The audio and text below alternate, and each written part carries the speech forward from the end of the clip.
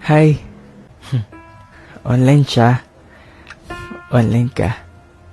Pero, hindi naman kayo nag-uusap. PM ko na kaya. Mag-hi kaya ako. Good evening. Kamusta? O, good night? Teka, paano ko ito sisimulan? Minsan, kahit gusto mo kausapin ng isang tao, hindi mo naman magawa dahil hindi mo alam kung ano sasabihin mo sa kanya. Hindi mo alam kung paano sisimulan. Hindi mo rin alam kung paano magtutuloy-tuloy ang pag-uusap na hindi siya maboboring sa mga sinasabi mo sa kanya. Kadalasan naman kaya hindi mo na lang siya kakausapin. Kasi ayaw mo rin naman mag-iistorbo. Baka kasi may ginagawa siyang importante. O kaya baka marami rin siyang kinakausap na ibang tao. Ayoko naman makisali. Baka ma-replyan lang ako ng haha. Kasi diba? Ayaw mo rin naman magmukhang suitor o taong porma, feeling close o taong naghahabol sa kanya. Kahit naghahabol ka naman talaga. Minsan kasi nakakaramdam ka rin ng takot. Yung takot na maramdaman mong wala naman pala siyang pakialam sa'yo o sa mga bagay na sinasabi mo sa kanya. Parang hirap humingi ng oras, no? Oras ng isang taong gusto mo makausap. Oras ng isang taong gusto mo. O dahil lang siguro sa gusto mo siya, nahihiya ka ng gumawa ng kahit na ano. O sabihin na rin natin natatakot ka. Baka kasi may masabi kang mali. O magawang hindi maganda.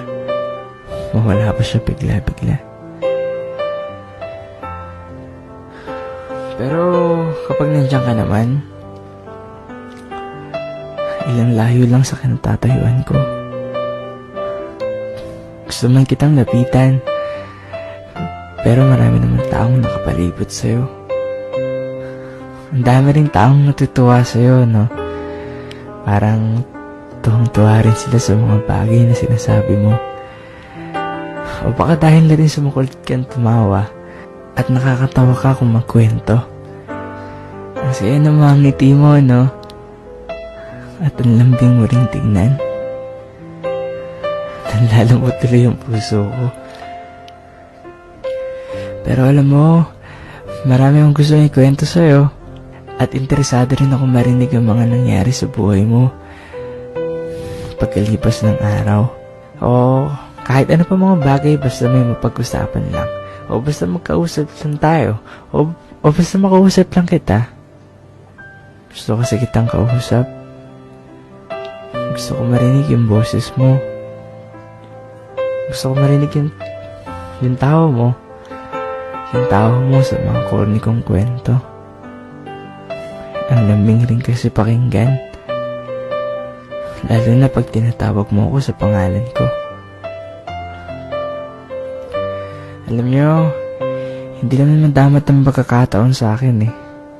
Sa katunayan nga, madalas akong pagbigyan nito. Pero sa tuwing nandyan na ang pagkakataong makasama at makausap ka, marami rin bagay o pangyayari ang humahadlang para magkasama tayo. Labo, diba?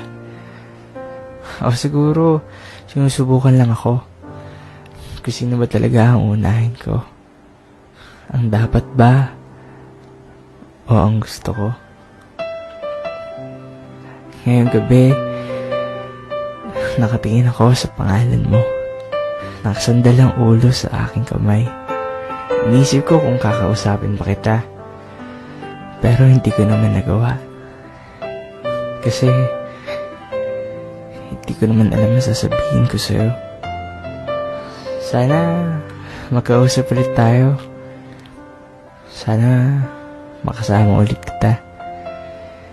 Kasi kapag nandyan ka, doon ko lang nasasabing masaya ako.